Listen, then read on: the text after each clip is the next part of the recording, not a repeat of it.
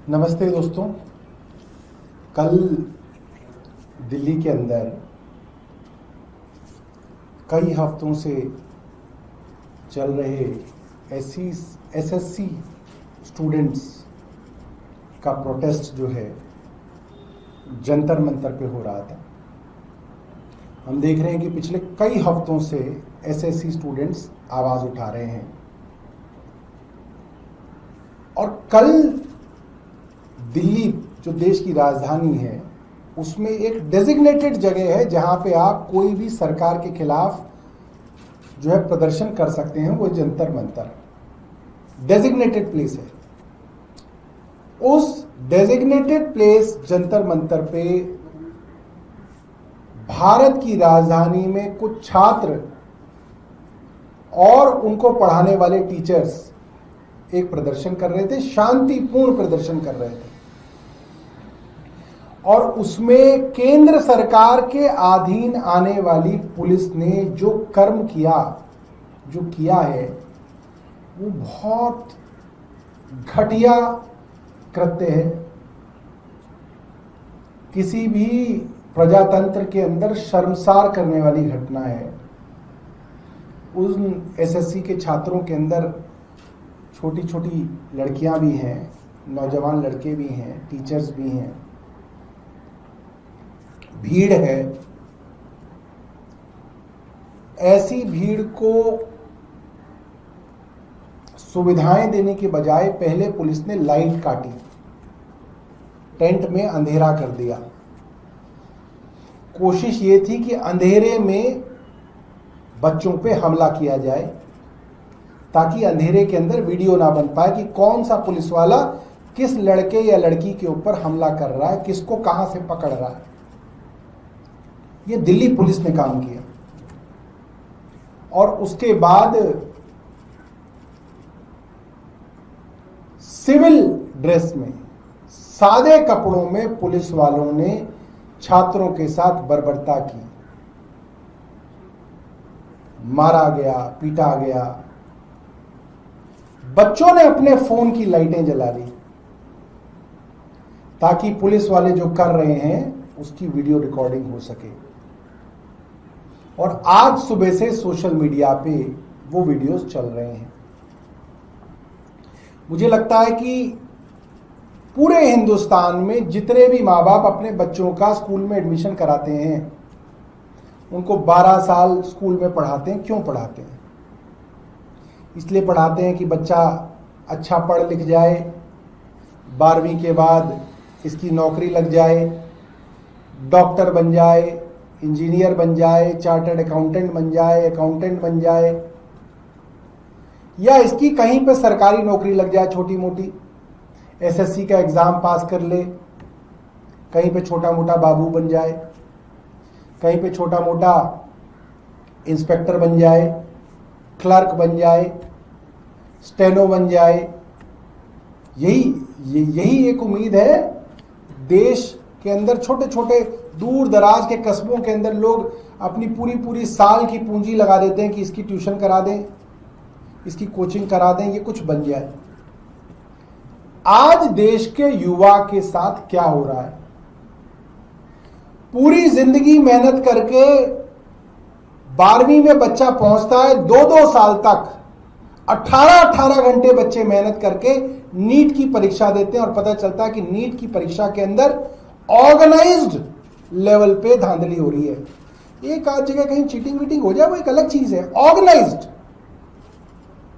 सुनियोजित ढंग से पूरे एग्जाम में भ्रष्टाचार किया जा रहा है। जो लोग नालायक हैं उनको डॉक्टर बनाया जाएगा और जो लायक है उनको बाहर निकाला जाएगा। यही एसएससी एग्जाम में किया जा रहा है।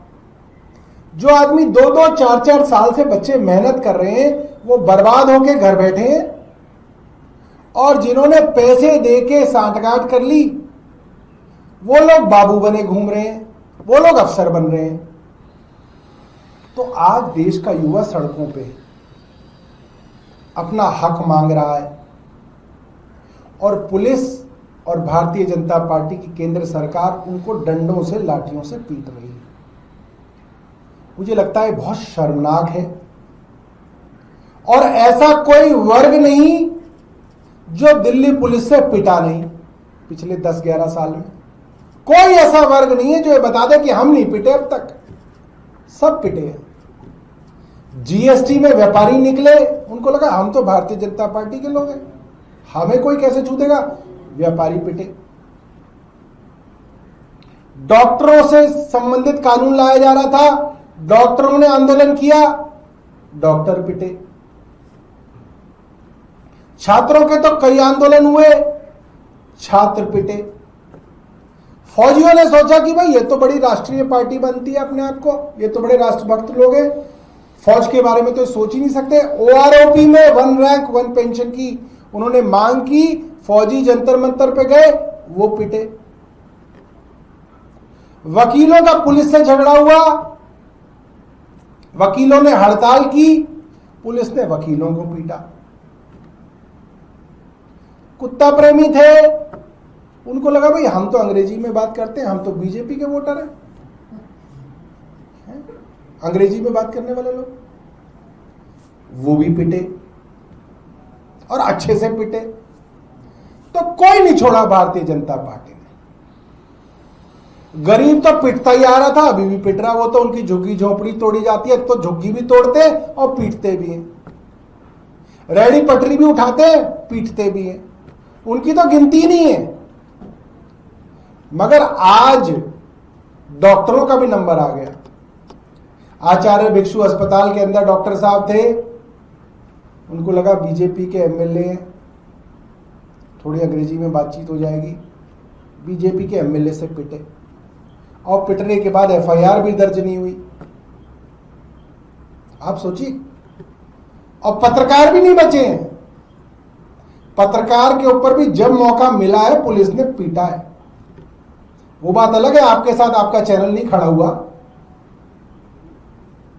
खड़ा भी नहीं होगा आपके साथ, मगर जहां मौका मिला, जो पुलिस के हत्थे चढ़ा है वो पिटा है। हम भी पिटे, हम तो कई बार पिटे, हम तो बस मार्शलों के लिए भी पिटे, हम तो कईयों के लिए पिटे, हम तो मंत्री रहते जो है सड़क पे घसीटे गए, वो बात अलग है, हमारी फोटो नहीं छापी किसी अखबार ने, मगर घसीटे तो गए। सबका नंबर आएगा। मैं दोस्तों आप सबको बताना चाहता हूं, सबका नंबर आएगा। जो लोग चद्दर तान के सो रहे हैं वो जान लें, नंबर सबका आएगा। आते ही भारतीय जनता पार्टी ने मिडिल क्लास के लोगों को तोहफा दिया। 1 अप्रैल से लगभग सब प्राइवेट स्कूलों की फीस बढ़ गई, किसी की 30% बढ़ गई, किसी की 80% बढ़ गई। बड़ी बड़ी बातें हुई, कहा गया फीस वापस हो जाएगी, हम ऑडिट करा देंगे, हम ये कर देंगे, हम कानून कर देंगे, ये ले आएंगे। किसी एक स्कूल की ऑडिट रिपोर्ट अगर आपने देखी हो, इस सरकार ने पब्लिक की हो, तो आप मुझे बताओ, एक स्कूल की रिपोर्ट नहीं दी इन्होंने। किसी एक स्कूल की फीस इन्होंने रोल बैक की हो तो वो आशीष सूद बता दे, एक स्कूल की फीस इन्होंने रोल बैक नहीं की। हां, पेरेंट्स जो आशीष सूद साहब की टाउन हॉल में गए, उनको और डराया धमकाया गया। मंत्री, शिक्षा मंत्री आशीष सूद, पेरेंट्स ने सवाल पूछा तो आशीष सूद क्या कह रहे हैं, अच्छा टेंट मेरा, मंच मेरा, खाना मैं खिलाऊंगा तो मैं ही सुनाऊंगा, तुम्हारी कोई ना सुनूंगा। ये क्या जमाना आ गया दोस्तों। डिक्टेटरशिप यही है। अगर आप सोच रहे हो कि डिक्टेटरशिप आने वाली है, आने वाली नहीं है, डिक्टेटरशिप यही है। सब कुछ हो रहा है और हमारे आसपास हो रहा है, और सबको कहीं ना कहीं दबा के उसकी जुबान को बंद किया जा रहा है। जो छात्रों के साथ हुआ वो बहुत बुरा है, बहुत बर्बर है। हमने देखा था बिहार की पुलिस ने किया था, हमने देखा उत्तर प्रदेश की पुलिस ने भी किया। हम मानते थे चलिए राज्यों के अंदर हो रहा है, मगर आज राजधानी के अंदर ही हो रहा है। ये बड़ी शर्म की बात है, और हम एसएससी के छात्रों के साथ हैं, और एसएससी के छात्रों को हमारी तरफ से जो भी मदद की जरूरत होगी हम लोग उनकी मदद करेंगे। आपके पास कोई प्रश्न है? अच्छा वीडियो, हाँ वेरी गुड, वीडियो चलाओ भाई।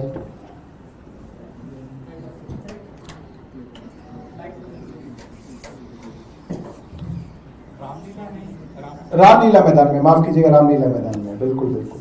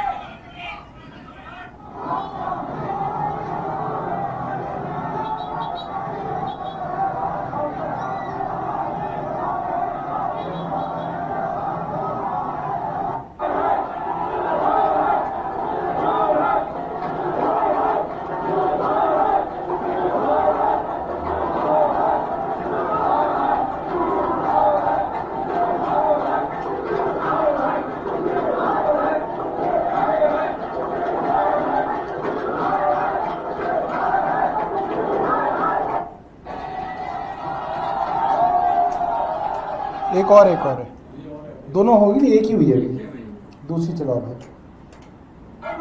एक आंदोलन को कैसे दबाया जाए, कैसे खत्म किया जाए, ये देखो, एक आंदोलन को देखो, एक टीचर्स को बचाओ, टीचर्स को, ये देखो टीचर्स को, ये देखो, ये बगाड़ी टीचर्स को देखो भाई,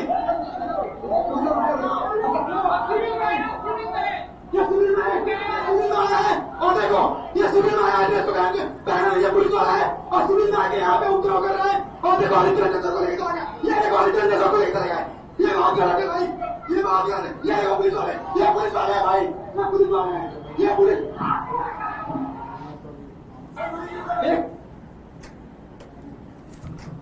आपने देखा सिविल ड्रेस में, सादी वर्दी के अंदर पुलिस के लोग किस तरीके से टीचरों के साथ मारपीट कर रहे हैं, और इसलिए कर रहे हैं ताकि पहचान में ना आए, यहाँ पे उनकी नेम प्लेट ना हो, तो आप किसके ऊपर मुकदमा दर्ज कराएंगे। ये हालत है आज केंद्र सरकार के अधीन सीधे आने वाली दिल्ली पुलिस की। कोई आपके पास प्रश्न हो? 130 अमेंडमेंट को लेकर चर्चा हो रही है, और चर्चा के केंद्र में ये आ रहा है कि इसकी जरूरत इसलिए पड़ी क्योंकि दिल्ली की आम आदमी पार्टी की सरकार में मुख्यमंत्री और मंत्रियों ने जेल से सरकार चलाई। अब देखिए, आप सब तो पत्रकार हैं, आपको तो मुझसे ज्यादा जानकारी होगी। जब अरविंद केजरीवाल जी को जेल भेजा गया एक झूठे मुकदमे में, तो हमने पहले ही कहा कि मंशा पूछताछ नहीं है, मंशा है कि इनको जेल में डालना है। वही हुआ, जेल में डाला गया। उसके बाद हमने बताया कि जेल से सरकार चलेगी। पीयूष गोयल का बयान है, कहते हैं जेल से सरकार नहीं चल सकती, ये अनकॉन्स्टिट्यूशनल है। एलजी के कई बार बयान दिए गए कि नहीं, कॉन्स्टिट्यूशन के अंदर जेल से सरकार चल ही नहीं सकती, जेल से सरकार नहीं चलेगी। इनके वीरेंद्र सचदेवा के बयान है कि जेल से सरकार नहीं चल सकती। इनके ऊपर से नीचे तक जितने भी मंत्री हैं, जो भी इन्होंने पढ़ाई करी है, कानून की पढ़ाई की है, या जो भी करी है, असली की है, नकली की है, जो भी है इनके पास, ये सारे पढ़े लिखे मिलके कह देते कि कानून और कॉन्स्टिट्यूशन में लिखा है कि जेल से सरकार नहीं चल सकती। और अरविंद केजरीवाल ने अकेले साबित कर दिया कि इनकी पूरी की पूरी बटालियन ऊपर से नीचे तक अज्ञानी और अनपढ़, इन्हें पता ही नहीं कॉन्स्टिट्यूशन में क्या है। साबित कर दिया अरविंद केजरीवाल ने, जेल से सरकार चल सकती है। कॉन्स्टिट्यूशन इजाजत देता है, संविधान इजाजत देता है, इसलिए इन्होंने ऊपर से नीचे तक हर जगह चले गए कोर्ट में। कोर्ट अरविंद केजरीवाल जी को संवैधानिक तौर पे नहीं हटा पाया। तो अरविंद केजरीवाल को संविधान की समझ इनकी पूरी बटालियन से ज्यादा है। नंबर 1, हम कहते थे कि सरकार जेल से चलेगी, ये कह रहे थे नहीं चलेगी। हम कह रहे थे चल रही है, ये कह रहे नहीं चल रही। आज इनका प्रवक्ता चीख रहा है कि 160 दिन इन्होंने जेल से सरकार चलाई। हम तो पहले ही कह रहे थे जेल से सरकार चल सकती है और हमने चला के दिखा दी। और इन्होंने आज मान लिया कि हाँ, अरविंद केजरीवाल संवैधानिक तौर पे भी सही थे और जो अरविंद केजरीवाल कह रहे थे कि मैं जेल से सरकार चला के दिखाऊंगा, वो अरविंद केजरीवाल ने चला के दिखा दी। आज इनके प्रवक्ता ने खुद मान लिया कि 160 दिन जेल से सरकार चली। अब आखिरी बात जो हम आपको पिछले 2 हफ्ते से कह रहे हैं कि ये कानून अरविंद केजरीवाल के लिए ही लाया गया है, क्योंकि अरविंद केजरीवाल ने दिखा दिया कि तुमको ना संविधान की समझ, ना तुम्हें कानून की समझ, ना तुम्हें प्रजातंत्र की समझ। इसलिए अब बाबा साहब के संविधान को बदला जा रहा है कि भैया कल को दोबारा ऐसा ना हो, इसलिए संविधान ही बदल दो। हम तो कह ही रहे हैं संविधान के पीछे तो पहले दिन से पड़े हुए हैं, जिस दिन से आए थे। वो तो इनकी 300 सीटें आई नहीं, वरना तो ये कहते घूम रहे थे कि हमारी 2/3 सीटें आ जाएंगी तो हम संविधान बदल देंगे, हम आरक्षण बंद कर देंगे। वो तो इनके मंसूबे थे। तो संविधान के पीछे पहले से पड़े हुए हैं और इनका बस चला तो पूरा का पूरा संविधान बदल भी सकते हैं। ये बात सच है। मेट्रो का किराया बढ़ चुका है, अब 1 से 4 रुपए तक किलोमीटर के हिसाब से बढ़ोतरी है, एयरपोर्ट लाइन पे 5 रुपए की बढ़ोतरी है। इसे कैसे देखें? बताओ इसको कैसे देखें? इसको बीजेपी का चश्मा लगा के देखें तो कहेंगे तो बढ़ने ही चाहिए थे, ये तो बहुत पहले बढ़ जाने चाहिए थे। केजरीवाल ने नहीं बढ़ने दिए, हमने आते ही बढ़ा दिए। देखो हमने कितना बड़ा देश का काम किया। बीजेपी वालों से बात करो, वो यही कहेंगे कल पार्क में, आरडब्ल्यू वाले अंकल। और अगर किसी गरीब आदमी से पूछोगे तो वो ये कहेगा केजरीवाल की सरकार लड़ी भिड़ी, इनके खिलाफ दिल्ली असेंबली में रेजोल्यूशन लेके आई, मगर मेट्रो का किराया नहीं बढ़ने दिया केजरीवाल ने। ये केजरीवाल की ताकत थी। और उसके बारे में ये लोग कहते थे केजरीवाल लड़ता बहुत है। भैया दिल्ली वालों के लिए लड़ता था वो। उसने लड़ के स्कूलों की फीस नहीं बढ़ने दी केजरीवाल जी ने। उन्होंने लड़ के मेट्रो का किराया नहीं बढ़ने दिया। उन्होंने रोज लड़ाई करी मगर दिल्ली में बिजली के दाम नहीं बढ़ने दिए। और ये लोग अब ये तो कहते हैं हम तो लड़ाई करेंगे नहीं, हमारी तो दोस्ती है। तो दोस्ती के अंदर जो है फायदा इनका है, नुकसान दिल्ली के लोगों का। अब दिल्ली वाले तय कर लें दोस्ती में फायदा था या लड़ाई झगड़े में फायदा था। ठीक है जी। सौरभ जी, का जो इंसिडेंट 3 दिन पहले हुआ ग्रेटर नोएडा में, आपने भी उसके अंदर समाज की तरफ जो कुरीति है उसकी तरफ इशारा किया है। देखिए, मैं क्योंकि एक एमएलए के तौर पे कई शादियों में जाता हूं, मैं देख रहा हूं कि पिछले कुछ सालों में ट्रेंड बढ़ रहा है। दहेज की प्रथा कम होनी चाहिए, मगर इसको मैं ये कहूंगा ये कुरीति हमारे समाज में बढ़ रही है। कैसे बढ़ रही है? पहले क्या होता था कि शादी ब्याह के अंदर दहेज के अंदर कोई आदमी मोटरसाइकिल दे देता था, चलो जी चलो। फिर क्या हुआ कि कार दे दो जी, चलो ठीक है। फिर क्या, बड़ी कार दे दो, दूल्हा राजा को दे दो, ये कह के दे देते जी हम अपनी बेटी को दे रहे हैं, शादी के बाद हमारी बेटी तो घूमेगी इसमें। तो एक कार देने लगे। अब मैं ट्रेंड देख रहा हूं, कहते हैं जी ये लड़के की, ये लड़के के भाई की, ये लड़के के बाप की 3-3 गाड़ियां शादी में। अरे पागल हो गया क्या समाज हमारा? 3 गाड़ियां। और मांगने वाले मांग रहे हैं, देने वाले दे रहे हैं। तो हमारे समाज के बड़े बूढ़े, और इसमें सब समाज है, ये मामला किसी एक पर्टिकुलर समाज का है, मगर इसमें सब समाज शामिल है। कोई ज्यादा है, कोई कम है। इसको हमारे जो खास तौर पे दिल्ली एनसीआर की जो पंचायतें हैं, उनको बैठ के इसके ऊपर सलाह मशवरा करना चाहिए, विचार विमर्श करना चाहिए और इसके ऊपर एक बात करनी चाहिए, इसके ऊपर चर्चा होनी चाहिए कि भाई ये दहेज की जो कुरीति है इसको हमें धीरे धीरे खत्म करना चाहिए। अब मैं ये कहूं कि तुरंत ही खत्म कर दोगे तो वो होगा नहीं, मगर इसको धीरे धीरे कम करना चाहिए, क्योंकि ये जो है बढ़ रहा है। ये ट्रेंड घटना चाहिए। ये ट्रेंड दिल्ली एनसीआर के अंदर बढ़ रहा है और ये अच्छा नहीं है। ठीक है जी।